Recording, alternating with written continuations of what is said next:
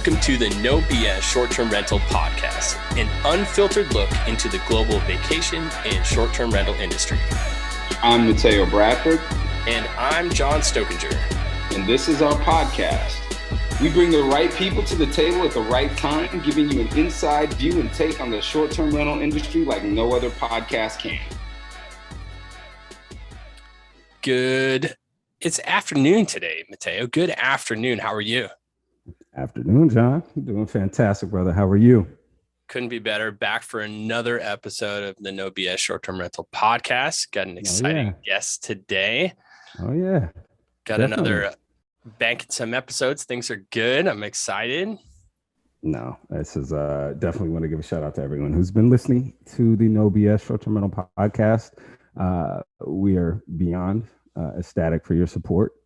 Continue to listen, continue to give us great feedback, and we will continue having conversations with amazing people like we're going to do today, right?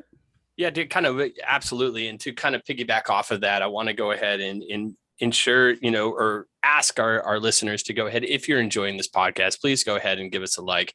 Go ahead and leave a review on Apple Podcasts or Spotify or whatever you're downloading and listening to this podcast. Please, that helps us out tremendously. We are growing exponentially, and it's fantastic. And it's fun to watch our growth and to see the downloads and listenership go up. But with that, we need some, and all our reviews so far have been amazing. Knock on wood. I'm not going to really do it, but let's keep it going. And without further ado, we do have amazing guests today. The one, the only, Neely Khan. She is we'll let her kind of introduce herself and what she does, but she joins us from across the pond, which we love our guests from across the pond. And Neely, thanks for joining us. Thank you for having me. I'm really excited to be here. I really appreciate it. Thank you. So to answer your first question, my name is Neely, and I am a writer. That's the best way to describe myself.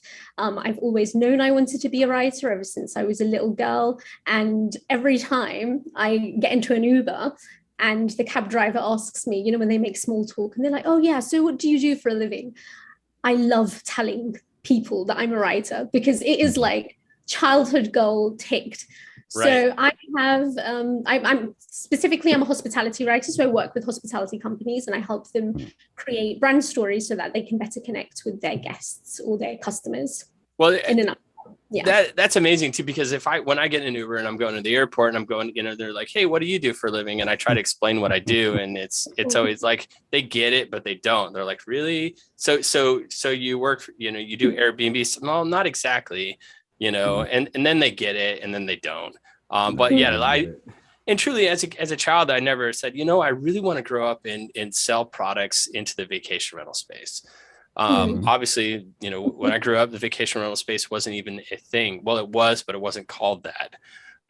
So that's exciting. Truly, like, check. That's 100%. It's great. I'm very happy doing what I do. But with that said, you said you wanted to go, as a child, you always knew you wanted to be a writer, but how do you go from wanting to be a writer to actually becoming one? Because it's very different than wanting to do something as a child than actually, manifesting it into like what you want to do. Like, I think I wanted to be a downhill ski racer. I wanted, most of your friends want to be a policeman or a fireman. These are things that you want to do as a child, but you don't actually manifest it. How does that happen? And then a step further, how do you get into this industry, this vertical of short-term rentals and vacation rentals and holiday lets? Yeah, so that's a great question. I suppose you could say it was quite boring in the sense that I had complete tunnel vision. So it was the only thing that I wanted to do. I remember the first time I told my dad, my pops, about it. And my dad has always been extremely academic minded. So, when I told him, he was very much like, okay, so you need to go to college and you need to go to university. And then he would make me read like an insane amount of textbooks, which actually is not helpful at all in the way that he used to do it. So while I was kind of going through that process academically, and I was quite lucky in the fact that I was academically quite bright. So I managed to kind of get by very well in school. And then I ended up going to the University of Cambridge. So I was very, very fortunate.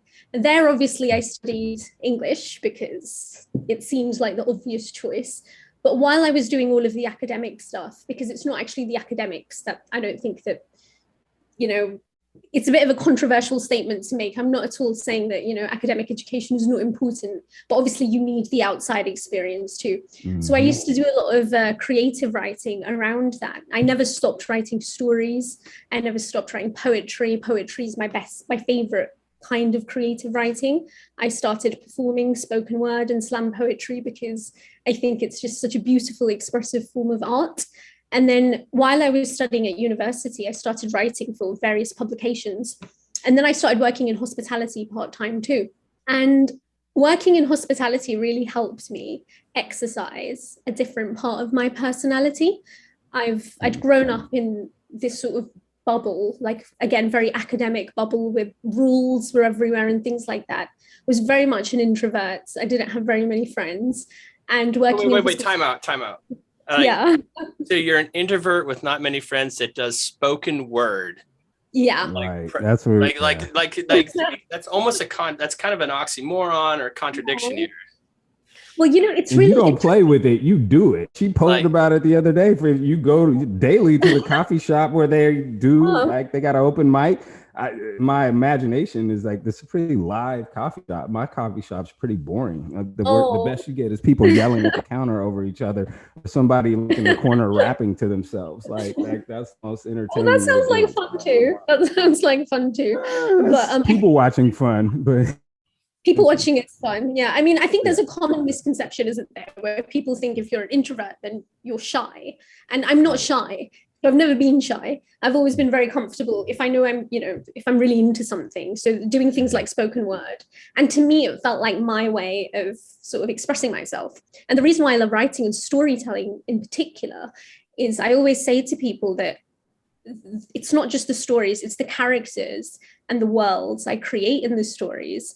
They become a byproduct of my thoughts, my feelings, and the messages I want to share with the world, which is actually quite hard for me to do without having that writing and the stories as a vehicle. And I think everybody can do that because stories is such a powerful way of just getting a message across and whatever it is that you want to get across. So for me, writing and storytelling has always been a very personal, incredibly, incredibly personal thing. So when it came to deciding what it is that I wanted to do as a career, there was just no question about it. But going back to my first job in hospitality, I'm sorry if I'm kind of going off on a tangent. Oh no, I derailed you, so it's my fault.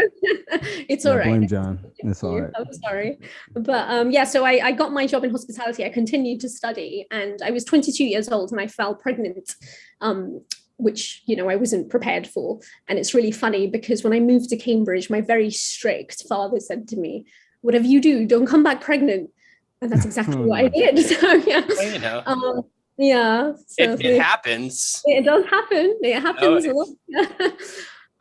So I didn't tell my parents for 9 months because I was terrified. And I was like, I got this. It's okay.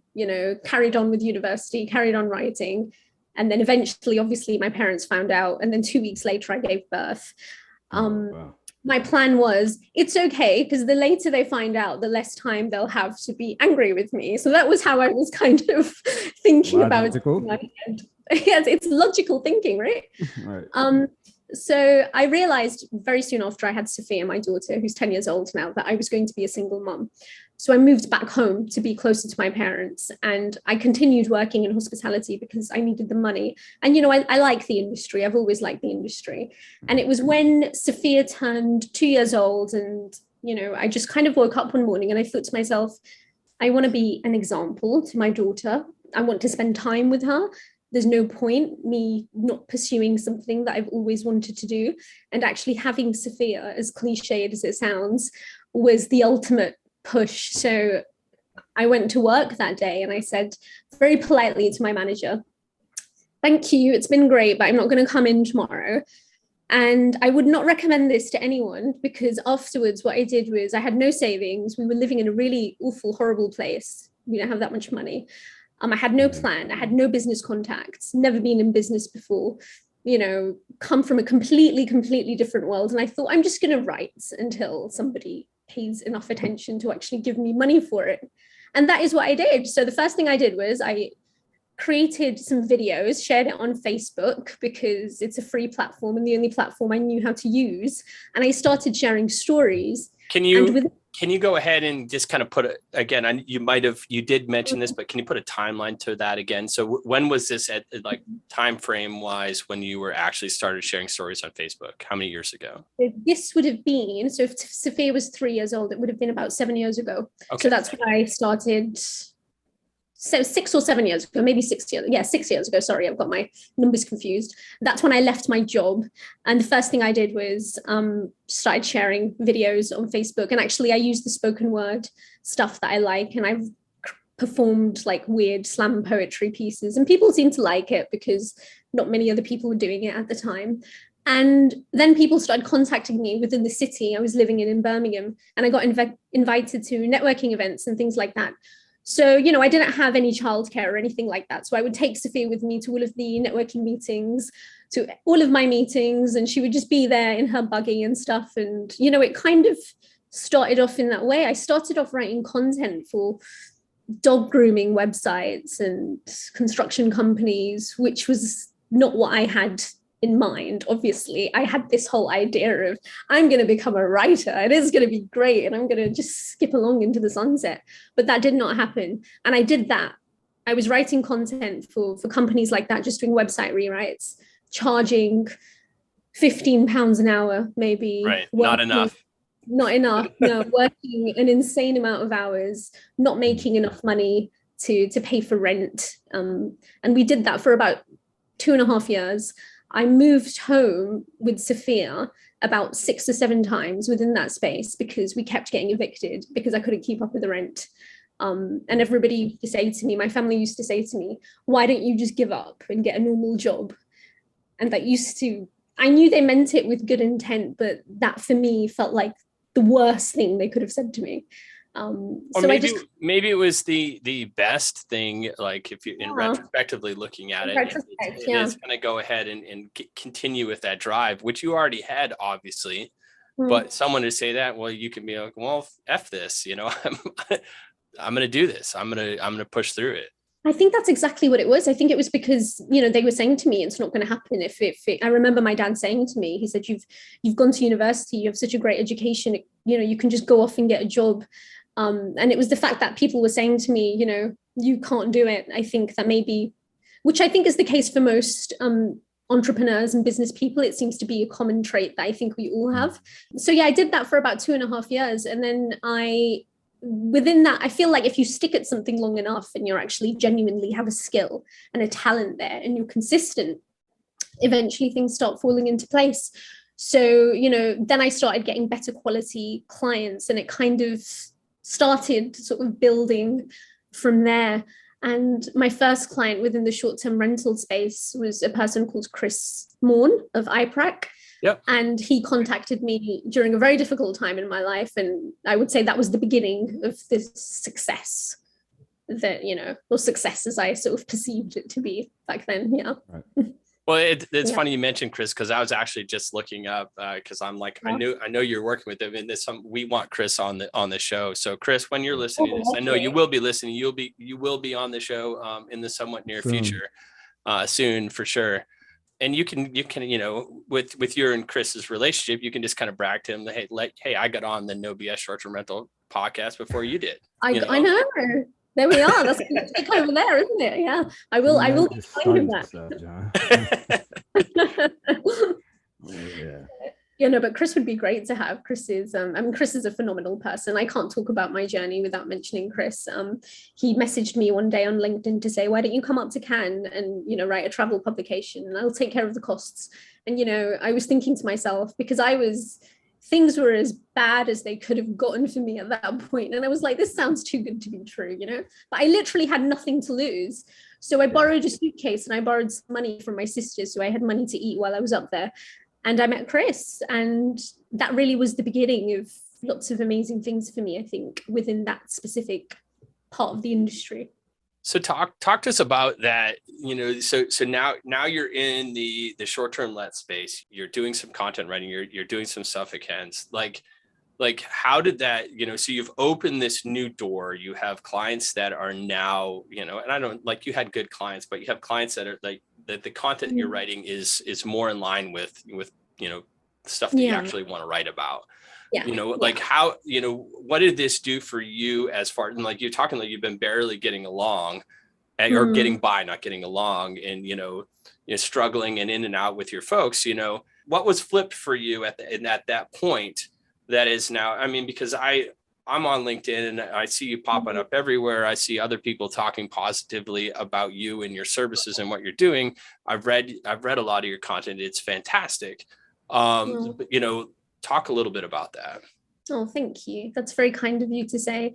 It's really quite difficult for me to explain this without seeming like I'm, trying to be like arrogant, which I'm completely not. I think as far as the mindset was concerned, when I started working with people like Chris and sort of clients within that space, the fear for me was never I wouldn't be able to deliver, because I'd been doing it for so long. It's the only thing I'd been doing. So where the actual content creation, the writing was concerned, I was actually very comfortable. The fact that I had no business experience was actually, I think, an advantage for me, because it meant that I wasn't falling into the same kind of patterns. I didn't fall into the trap of sharing like regurgitated jargon and things like that. The fact that I had a lot of experience in creative fiction writing, which forms a huge part of my work now, actually really helped me. So when I started working with bigger clients, it just felt so comfortable and so right. And if anything, it just made me feel even more sort of, I mean, it's scary, obviously, because when you work with certain people and, you enter certain circles, the expectations obviously get bigger. And I think what was more difficult for me was the financial mindset, because I'd kind of made peace with being a struggling writer or an aspiring writer, because I didn't even see myself as a writer, because in my mind, you're a writer if you've had something published, if you've got your name on a book, because that's what I'd always been taught. And it was that part of it that I was struggling with. So I was struggling to charge more. I was struggling to kind of like put myself out there and be like, you should work with me and you should pay me this much for it. And that's been really difficult for me. And if I'm honest, that's still quite difficult for me now, because I'm so personally and emotionally invested in what I do.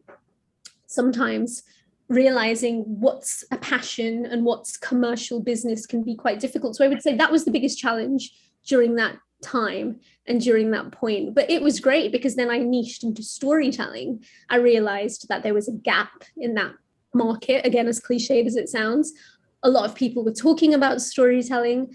And I still feel this way even now, that a lot of people weren't really understanding it, the psychology behind it, the science behind it. A lot of people think storytelling is talking about yourself and sticking it on the about section of your website, and that's it, that's your storytelling done. And, I had so many ideas, and I still do. So I just felt really excited to kind of bring in something new and fresh. And I felt like I'd kind of been through a really, really shitty time, mind my language, I'm sorry. So I felt no bullshit short-term rental podcast. So you can it is called the No Bullshit Short-Term Rental podcast. Yeah. So yeah, that was sort of, I don't know if I really answered your question, but those were my feelings during that process. It's interesting that that's what hearing it come from you, right? Because, a lot of times when we see people's journey from the outside looking in, we see 2 points. We see where they start, we see where they end up, but we don't really get the meat of the heart, and like where most of the hard work, the formation really comes from, right? The things that give you the confidence in your skill, and, the things that also require your courage to number one, promote what you're doing in an honest and vulnerable way, right? Like, and, keeping yourself honest and keeping yourself motivated, right? Like, other people don't see, your self-motivation, right? Like things that you do to encourage yourself, to push yourself forward, and to, rely on the skill set that you have, but also to push it into new areas and identify new, opportunities for you to continue to do what you do well. Right. Yeah. And to understand what that value is, and the financial piece makes sense, because I don't think a lot of people, like, I know artists, so it's interesting to see how, and I consider like creative writing and art, right? Because I can't do that. Like, I'm probably suck at that if I was to sit here and write and tell you a story. Now, if we're gonna rap now or do something like that, John and I could probably do something that would make sense. But, and I say that jokingly. But no, in all seriousness, so like having to put a value on what you do and the quality of what you do, I think gets overlooked. That's incredibly hard and important. It's important, incredibly hard, and takes a massive amount of courage to stand behind the product that you put out. So I think, that's what I get when I see your brand, and I see when you're, even the stuff that you push on LinkedIn, that's encouraging to other people, that, again, that's encouraging to other artists and encouraging to yourself, that vulnerability and what it really takes to put that out there.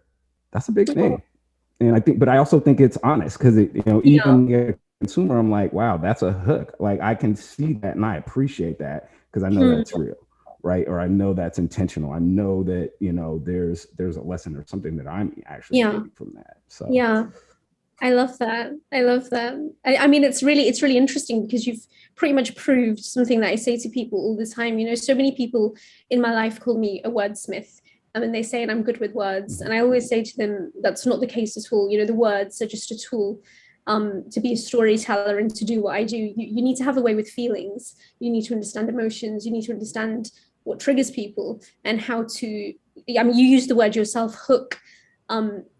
It's all about sort of, hooking people, having the right positive, getting the right positive emotional reaction out of them. And the words are actually just a tool that you use, because I don't have access to a secret treasure trove of special words that nobody else does. I use the same words as everybody else, but it's understanding the psychology behind it. And again, that's why I love storytelling, because again, I feel like a lot of people could do with leveraging it even more.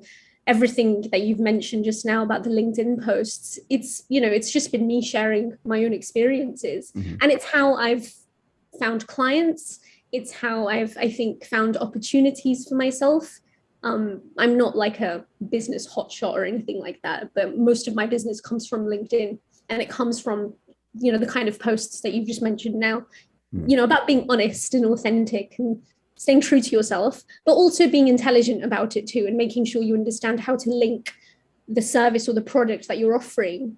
Actually, not even the service or the products that you're offering, but the benefits of the service and the product you're offering to people. The end result.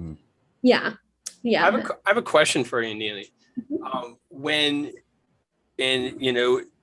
you're looking at other content that you haven't written, or the content that is like half-ass put out there, and you're like I used to be a web designer in a previous life, and I'd look at websites that were designed horribly, and I'd be like, oh, it would pain me, and I don't understand like why they would do certain things a certain way, and it just didn't make any sense.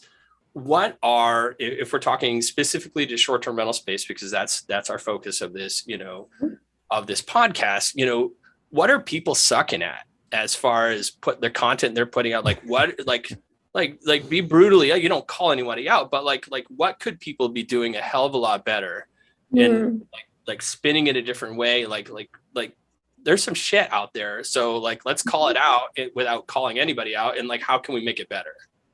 Yeah. Oh, I love that question. So the first thing I would have to say is that there's a lot of ego and there's a lot of self-indulgence where copy and content is concerned, particularly on website copy.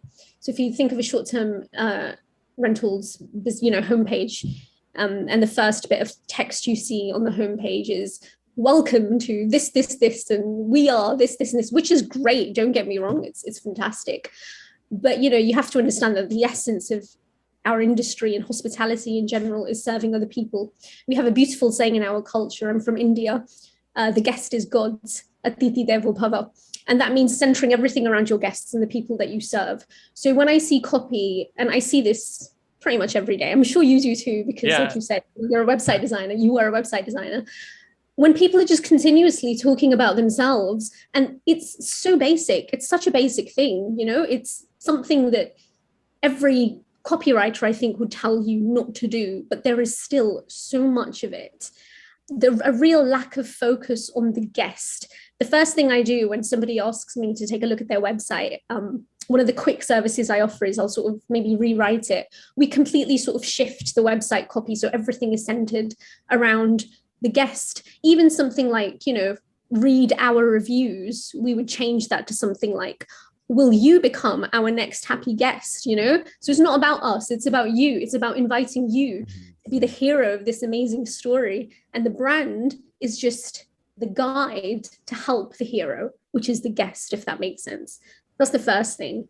The second thing I would say is just people getting by on just really sloppy writing. The sloppy can be defined in two ways as far as I'm concerned. The first would be just, again, it's so basic, not checking for things like readability, or maybe really overcomplicating it with jargon, with cliched terms like a home away from home, stuff like that. There's nothing wrong with it, but we live in such a noisy world. Unfortunately, there's so much competition out there. People, using adjectives like amazing instead of something a little bit more specific that's actually telling people about your property, stuff like that. And it's not really necessarily anyone's fault, because not everybody really knows how to look for these things.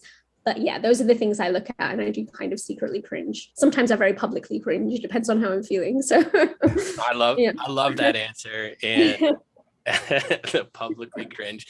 So I am the butt of all cringe so I have almost 3 teenagers now, and anytime my kids say the word cringe, they're talking about me, probably the action that I said to something that they but I love that, and I appreciate you putting that out there, because these are, like, how do you differentiate yourself, and how do you differentiate your product and what you're putting out there? And there's, I know for a fact that, the content that we're putting out there, like as far as like words for even describing our podcasts are like, I'm sure if you were to read them, you're like, holy hell. It's like me, like trying to figure out what to write. And now we have someone that's helping us, which is great. But it's hard. It's not easy if this isn't what you do. And if and we have to look at these property managers in a way, that's their that's their job. And they're wearing so many hats. And now they're also supposed to go ahead and make listings. And they're also supposed to go ahead and figure out how to go ahead. If they're not just Airbnb hosts, how do you go ahead and now tie this all into a nice bow into in like a property management software, like an actual website? Right. It's hard. I couldn't imagine. Oh, well, Mateo's doing it right now with, you have a small, it's we're late. Yeah, it's and also because content is so subjective, isn't it? Writing in general is so subjective. Not everything I'm saying is, 100% correct, is it? A lot of it will be based on my opinion and how I interpret things. Some of it is a question of it's either right or wrong, but some of it is, it's a cultural thing. It depends on your audience, depends on what the intelligence of your target audience is, what your tone of voice is. There's so many different things to think about. Yeah. What medium are you writing for? Exactly. Is this a text happy meeting, or like, is this an Insta post, or is this an actual like website or a review, or, there's so many different things behind it. So you talked about getting into the space, and you talked about doing, some work, and like, where is Neely going for, like, your brand is Neely There, which I love, but nice play on words. You're a travel and hospitality writer right now. Like you're working half in the vacation rental or short-term let space and half in just hospitality in general and travel, correct? Yeah. Like, where do you see your trajectory going?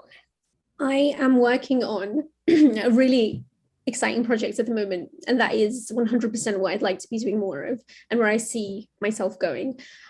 So again, it's a bit of a two-part answer. So the first bit would be to definitely, I know it sounds really ambitious, but I'd really love to just drive the magic of storytellers, creative writers. I'm very big when it comes to I feel very deeply about representation within the short-term rental industry, Mm-hmm. because I've experienced firsthand how difficult it can be to break into an industry as such, where you have lots of big names, where you have lots of people who've already established themselves. And when you're coming in with something new, especially as a creative person, because again, that's where my background is from. So the first part of my like goal mission would be just to drive that even more, help people not only use some of the sort of, I don't want to say teachings because that sounds so patronizing, but some of the insights that I offer, use storytelling to leverage their own sort of short-term rental businesses, but also to encourage other people who come from similar backgrounds, writers especially. It is so hard to make a living out of writing if you've not done it before in this industry. It's really not easy if you don't have any contacts. Mm-hmm. And so that is something I'd really love to work with other writers. I feel like I'm in a place now where I can start doing that. I'm very, very fortunate. So that's something I would definitely like to continue looking at, continue speaking at events, continue inspiring people to, to kind of realize that actually everybody has the potential to tell great stories. You don't need to be the next Shakespeare or the next Oscar Wilde. You don't even need to be good at spelling. I'm awful at spelling. I'm such a bad speller. I'm not a very good proofreader. You don't need to be all these things. The other side of it is I really want to develop more momentum where authorship and things like that is concerned. So the project I'm working on at the moment is a book for a hospitality brand, and it's a collection of fiction stories, but all the fiction stories have a moral which is linked to that particular hospitality brand, which I know I'm not giving that much away. It's actually very commercial, but the way we've done it is very clever because we've wrapped fiction stories around the product. And when you attach a story to something, its value increases tenfold. There is so much research, so many case studies to back that up. So we're doing that currently at the moment. It's such a creative project. I've got to create fiction characters and work with illustrators. It's still within the same industry. So yeah, just work on more different things. Create more of a. I can't wait to see like when you can actually reveal whatever your top secret thing is here. Like, this is pretty cool. It is. It's so cool. It's taken. We're almost into our third year, but we'll be launching it hopefully this year. And it's taken a very huge piece of me because when I started writing it, I was in a very different place emotionally, financially, and physically. So yeah, so more stuff like that, just kind of, I'm a very I like doing things differently. I'm very much out of the box kind of a person. If somebody works with me, and all my clients, I think, would probably vouch for this again without sounding like I'm trying to be arrogant because I'm not. Mm-hmm. But we like to, I like to do things differently. I like mixing things up. So I'd like to continue doing that. I feel like I'm still at a very early stage in my career and my business journey. So there's a very, very long way to go. So I'm just happy to be here. We're just happy to be here. I think that's awesome. Yeah. Well, and the bridge building concept, I love that you are, reaching back while you're pushing forward. And I think that's important.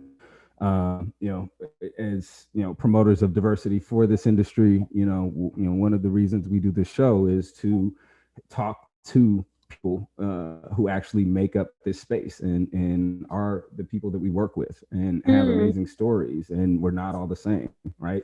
Yeah. we don't come from the same places, we're not driven by the same things, and so it's good to hear along your journey that part hasn't been lost, and that it is about also showing people what's capable and showing who you are, what your struggle is, so somebody who wants to be a writer and wants to write within this space can see that, oh wow, look what she did in carving her niche in this space. So what, that it wasn't there, make it there, right? And that it can be done. So I think that's powerful. I want to definitely put a highlight to that. Oh yeah, I mean, fulfillment is everything. Again, it sounds quite airy-fairy, but what is work without any kind of fulfillment? We were talking about these coffee dives that I go to every other day for the spoken word events. I look at all of the talent on stage. There are some excellent writers, and I think to myself every day when I go there, I wonder how much talent we're missing out on just because these people don't have a stage. Right. So I do feel strongly about them. Yeah. I want to do two things on this podcast that we've never done before. And with you. And you don't have to agree to either one of them, but this is what I'd like to do. I know we're getting towards the end here. So, but what I'd like to do is, if you have, these are my two asks. If you have something spoken word or slam poetry that you could go ahead and perform for us on the podcast before we end, that would be amazing. That's number one. And number two, this is kind of more of like an A/B testing. I want to see what this does. I would like for you to look at some of our podcast synopses like that we write, and I want you to write this episode's write-up. Oh, nice. Oh, I love that. I want you to write what you think that would be like compelling and like for the podcast. Look at some examples of the crap I put out, but you write it for us. And we'll say, Neely wrote this, however we want to do it. But I would love for it to come from you if you're cool with both of those things. No pressure then. I love that. No, I love the fact that you've asked. Yeah, absolutely fine to do the second one. The first one, I'm just looking for something I can read. I have so my Instagram page is Neely_Khan, and it's basically just a grid of poems. And I don't know if I should maybe warn you, it's got a lot of curse words and stuff in it. We don't give a fuck. Just anybody else who wants to check it out. I'm seeing if I can find something that I can read to you, because it's been a while. I don't remember them off by heart. So usually when I go and perform, I'll sort of spend a few minutes trying to remember it, because there are so many of them. But there's one in particular which is really, really ideal for what we've been talking about. So this is quite a short one. It's probably less than 2 minutes long. Perfect. I'm going to read it because I haven't performed this one in a very long time, but I'll try and read it in a way that I would imagine myself performing it. It's basically about what it's like to be a writer. I cannot rest until I am bleeding. There are yet 1,000 sealed wounds that are aching to burst from my veins, and the remains, I shall use them to sign my name. I nearly had to die to be read, but that is a reasonable compromise. We all have to leave one day. Anyway, may as well leave as a poet than a pity, write of an entire earth than a city, or worse, a town, where nothing happens and everybody sleeps. No, thank you. I would rather bleed. Love it. Yeah, I feel like I read that really quickly, but that's just No, thank you so much. Yeah, that was dope. Thank you for asking me. If you like that kind of stuff, it's all on Instagram. Yeah, we'll go ahead and we'll leave a link out too on the podcast. We'll also go ahead and leave a link for your Neely There, so people can go ahead and get in contact with you that want to go ahead and maybe utilize your services or whatever. Thank you so much for joining us today. This has been fantastic, Neely. Well, thank you for having me. I really appreciate it, both of you. Thank you so much.